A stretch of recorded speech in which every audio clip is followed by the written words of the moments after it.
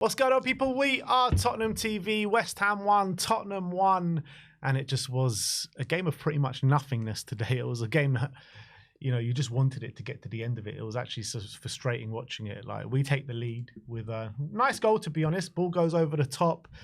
Tell finds it on the left-hand side, capitalising off a West Ham mistake. Finds Odebear in the box, who was completely free.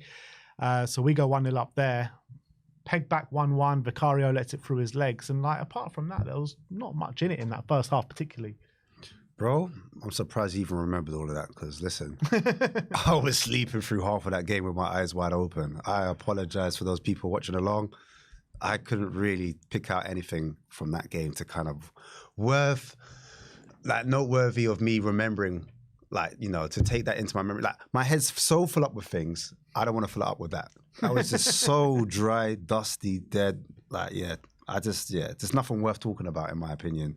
And I looked at the midfield before the game started, and it pretty much said to me, the only way we can get a goal or get through this game is to find the wide players, find the likes of a Richarlison up front, and we might be able to get something out of this.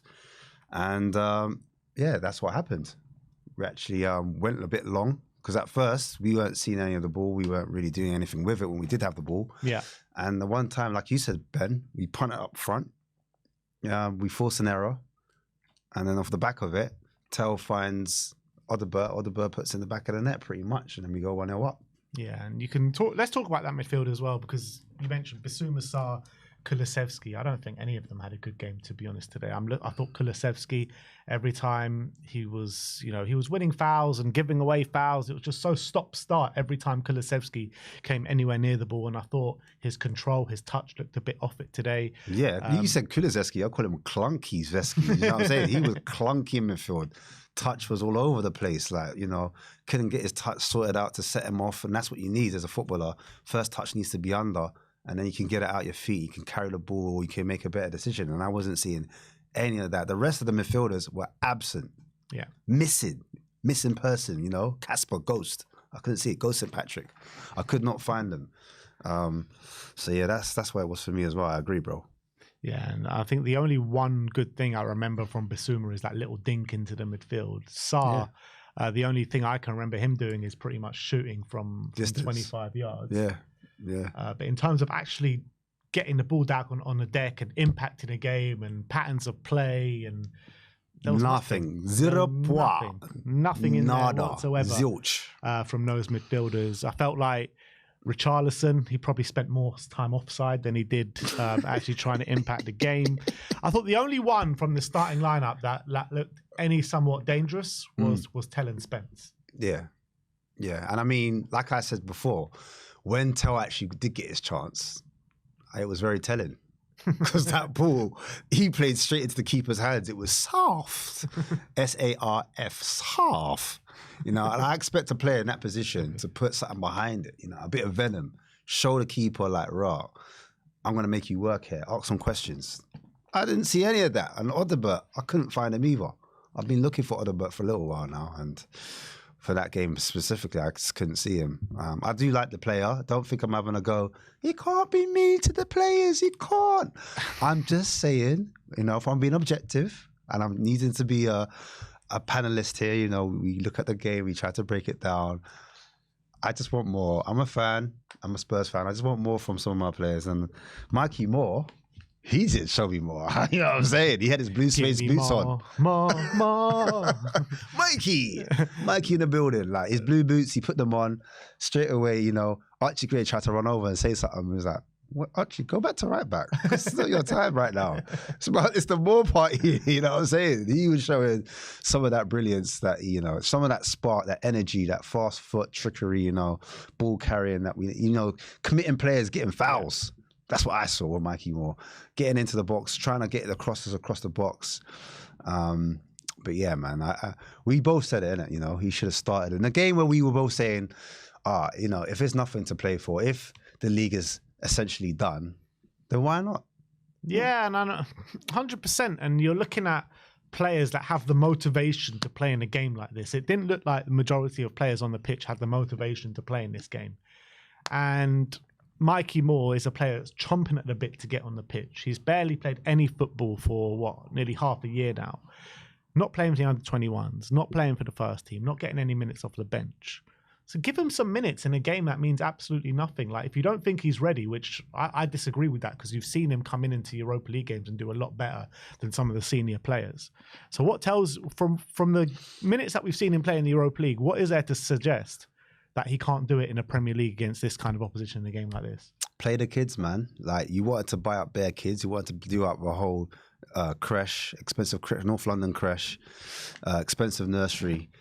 And now we have the players at our disposal. You don't want to play them. Yeah. Like, make it make sense. You know what I'm saying? For me, I would have had more on from early, because he's got energy about him that no one else. He's got technical ability as well that no one else really possesses in our team. And football's about controlling the football, about being brave, getting on there. And he plays football like he's on the park. Like, he still has that kind of fearlessness. And the more young players you have on there, in my opinion, the more, no pun intended, you're going to see those type of players express themselves and we get up the pitch. Because that was my biggest problem in that game, But I'm sure people will disagree and say, a game means nothing. So, why are we even talking about this? We should be talking about Thursday, There's not even a dress rehearsal. It's just getting through. It's just going through the motions, isn't it? Yeah, it is. Literally, that's what it felt like today. It was probably the same in the stands. It was the same in the studio, and it was the same on the pitch. Just going through the motions, waiting for Thursday.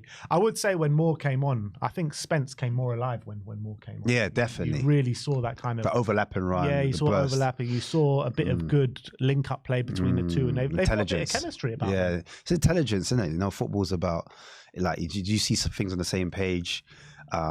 Less touch, as we were saying as well, that contributes to, allowing Spence to kind of burst forward and get on the ball.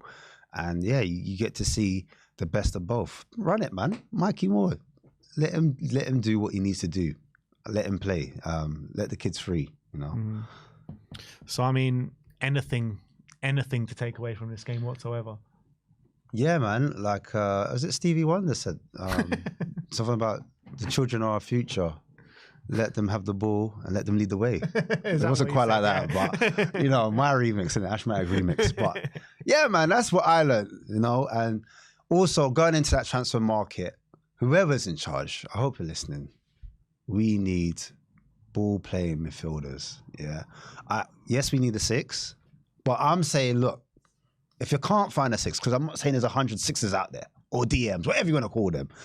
But at least give me a player that can turn defense into attack. Now, what Maddison gets injured every 2 seconds, not every 2 seconds this season, but he's frail. Like, you give him a little knock and he's going to have a sick note. If we ain't got no one other than Maddison and Bergval's out, we need someone that can take that ball up the pitch in central areas and help us get up the field. So having said that, what do we do for Thursday then? Because both of these guys are out. We had to go there already. Oh, Lord, have mercy. We got to do something. Benjamin Kulusevski. Button. Oh. Is Kulusevski, is he off form? Is he still not fully fit yet? What's the situation? What do you reckon with Kulusevski? All of the above. Or both? You think he's not fit yet and he's off form? Yeah, he just looks off the pace. He looks rusty. Like, because normally things like your first touch, that second nature, it just happens for you, and it's just not quite breaking for him at the moment. I don't know if it's the actual combinations as well in the midfield that's not working for him. He does like to drift off to the right, and that's when you see a bit, his better side. I don't know if Oderbert being there is affecting him. I don't know, man. I can't put. Is Archie Gray behind him a factor? Like, maybe when Porro's there, he got a better understanding. That's his usual partner in crime. Bentancur as well. He plays a little bit better with him. So I'm hoping when those players come into the side, maybe not so much Johnson, but when Porro and your Romero as well, that kind of, Bentancur, Romero, Porro, then Kulu comes a bit more alive, because they might find them a bit earlier, which gives them a bit more space to get on the turn. And then, sometimes when you start the game well, it kind of carries on into the match. But your guess is as good as mine, bro. Yeah, and look, it's going to be a long few days wait for this game on Thursday. And look, I feel like these games now, every weekend that we're having to go see, it's just such a slog to watch. And it feels like it's a slog for the players to go through. So we mentioned it before, but I just don't understand why we don't just play players that are willing to be up for the fight and actually want to give their all to be on the pitch, because it just felt like way too passive today. I don't know if their thinking is, all right, players are still playing for their place in the season. Like, I don't know how realistic it is to get rid of a few players that aren't quite up to scratch. I remember at the start of the season, they couldn't decide if it was going to be Bissouma or Bentancur that was going to be leaving. And so it was like a toss-up between the two of them. And now we all know it's going to be Bissouma. There's other positions that might be under threat that we just don't know about. Do you know what I mean? And does that play into the players' minds when they're playing in games like this? Is it like us? You know, they're human. In the league, they know it's done. But for the cup, that's when you start to see a different type of performance. But if I'm playing in a league and I just like playing football, like I said, I just like playing football. So regardless, I'm competitive. Yeah. I want to do my best. Is it a case of these players, they want to be playing in that Europa final or semi-final, but they know they're not going to. So they're not motivated in that way as well.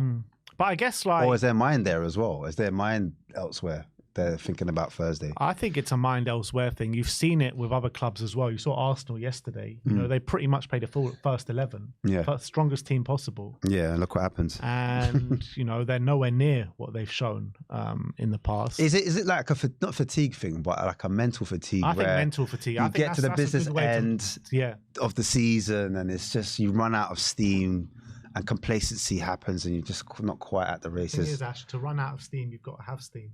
Oh. well. You know what I mean, though? Like, it's reality. To run out of steam, you've got to have steam, and these players have been poor for a while. So what do we say to, you know, because we have to have the conversation about Ange in terms of it's not over till it's over. Yeah. And if he wins the Europa, people are saying give him time. So... Are you saying that? No, but I'm just asking the question. Because it's a question to be had, isn't it? I'm not saying that, but... For me, if Ange wins the Europa League, I say thank you very much. Most successful season since 1984. But goodbye, because I can't look past the league season. I know it would be very hard to get rid of a manager after winning the Europa League and all that success. And I'm going to thank him for it, and I'll be very grateful for it. But I feel like we still need to go our separate ways. The narrative is that, you know, he kisses his lips with his fingers. He should walk. And he says he's going to... That's the narrative, isn't it? Because the fans that have been backing him ever since, they kind of want it to be like, see? He was right all along, do you know what I mean? But I feel like... We're pretty much only talking about Sim here.